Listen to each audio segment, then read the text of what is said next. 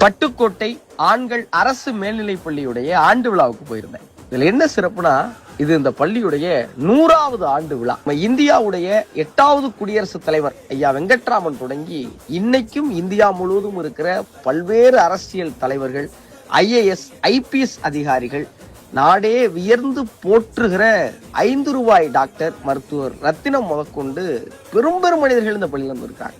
இன்னைக்கு அந்த பள்ளியில இருக்கிற பிள்ளைகளை பார்க்கும் போதும் அவ்வளவு ஆசையா இருந்தது. அவங்க கொடுத்த அன்பு, அவங்களுடைய ஈடுபாடு, அவங்களுடைய உற்சாகம், எல்லாத்துக்கும் மேல ஒரு அரசு பள்ளி அப்படின்னா அது தரம் குறைவா இருக்கும், தகுதி குறைவா இருக்கும், அது இதுன்னு வைக்கிற எல்லா விமர்சனத்தையும் பட்டுக்கோட்டை அரசு ஆண்கள் பள்ளி உடைச்சு தகர்த்தெறிகிறாங்க.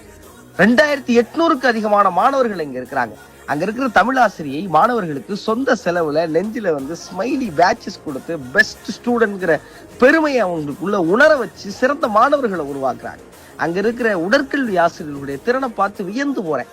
நான் இதுவரைக்கும் என் வாழ்க்கையில பார்த்த ஒரு அரசு பள்ளியில இருக்கிற PT சார் PhD முடிச்சிருக்கிறார் உடற்கல்வியிலனா அப்படி ஒருத்தர் அங்க இருந்தார். இப்படி ஆசிரியர்களும் பெற்றோர்களும் அங்க படிச்ச முன்னாள் மாணவர்களுடைய ஈடுபாடும் பட்டுக்கோட்டை அரசு ஆண்கள் பள்ளிய ஒரு பெரிய பட்டறையா உருவாக்கி வச்சிருக்காங்க.